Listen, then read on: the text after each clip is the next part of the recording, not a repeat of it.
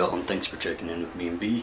By the way, y'all, Bronson is up for grabs. He is free to a good home. Anybody who wants him, come take him, because he chewed up my favorite blanket. So today I'm going to be doing a story time video about my absolute worst date with a dude. This guy was bad on all 10 levels, and I can't even believe I went out with him. Alright, so rule number one with dating in the gay community: don't date somebody that you meet on Grindr. For those of you who don't know what Grindr is a gay, basically a gay hookup app.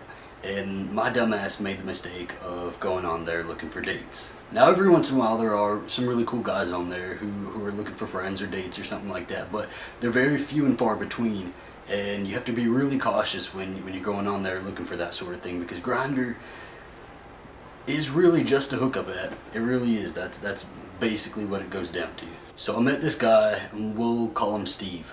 So I met this guy on there, he messaged me, and we started talking, and we had good conversation, and the conversation was flowing really well, and he was just really interesting to talk to. He was into woodworking, he was into movies, Alabama football, you know, really all the stuff that I'm into. That should have been the first red flag right there, is that he was literally into everything that I was into. I need to say that I'm a really slow mover when it comes to talking to dudes.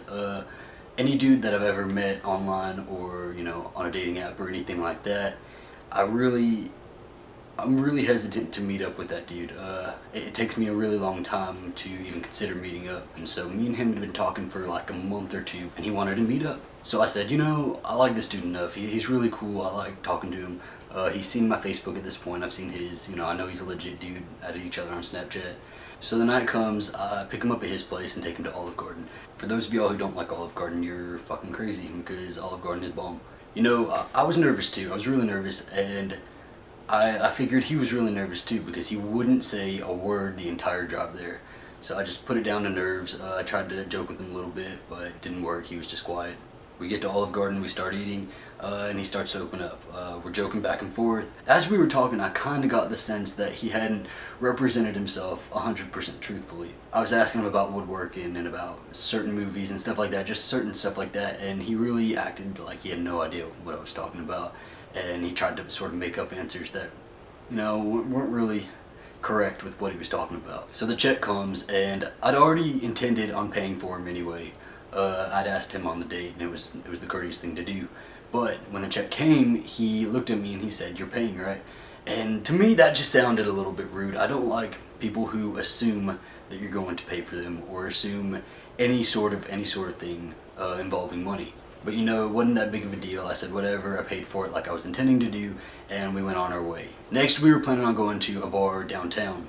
So we get to the bar, we're having some drinks, we're having some laughs, you know, it's really good conversation. You know, he seems a little bit shy again, but you know, I'm trying to keep the conversation rolling. He's really cute, he's really cool.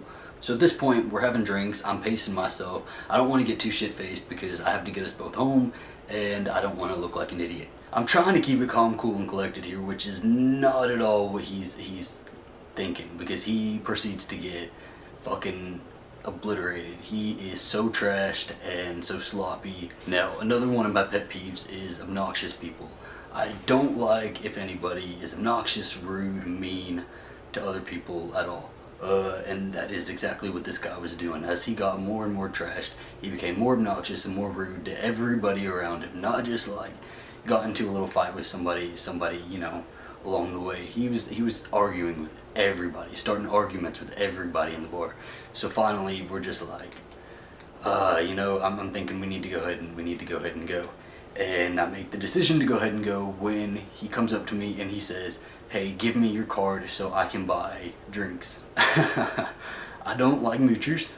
I did invite him on the date, but you do not ask for my card. I do not know you. This is the first time we're meeting, first time we're going out. Do not ask for my card. You should have your own money so that if you want to keep getting trashed, you know, you can go ahead and do that and you can pay with your own card. Don't ask me for mine. So at this point, I'm just ready for the date to be done. I figured he's just too trashed. We need to go ahead and go. He's starting arguments with everybody. So I say, "Hey, let's go ahead and get going." He got really combative at first, but finally, like after 5 minutes of convincing him we need to go, and telling him some bullshit story of why I needed to be up early in the morning or something like that, he agrees to leave. We get into the cab, and I intend to make sure he gets home safe, so I ride with him to his place, to his apartment. We get out, and as soon as we get out, he throws up all over the door of the cab. and the cab driver is just pissed. I look at him, he's just pissed. I say, you know, I'm sorry, buddy. He's just really trashed. Please forgive him. I gave him a really good tip to make up for it, and the entire time we're walking to his apartment, he's just insulting me left and right. He's just being a dick, and I'm so done with this date, but I'm gonna make sure he gets to his door. So we get to the door, and he turns around after insulting me this entire walk. This is about a 5-minute walk around his apartment building because he didn't know where the fuck he lived. And we get to his door finally, and he turns around, he wraps his arms around me, and he tries to give me the wettest looking kiss that I've ever seen, and all I can think about is he just puked not even 5 minutes ago.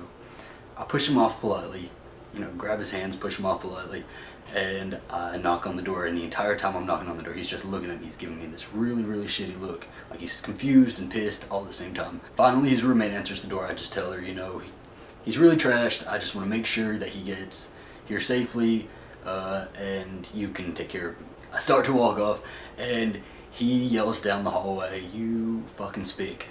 I just laughed to myself a little bit. I kept walking, and I went home, and I've never talked to him since. That's a lie. I saw him one time after that. I was on a date at a bar, and he came up to me and started trying to hit on me while I had this other dude with me. That is my worst date ever with a dude. I've never had a date as bad as that. I've had some pretty bad dates, but nothing compares to this dude. So to this dude, good luck. I hope you're less angry. I hope you don't get as trashed on future first dates. If you guys like this story, comment in the comments below what other kind of story time videos you'd want. Make sure to subscribe, and have a good day. Did you eat my blanket? Did you chew a hole in my blanket?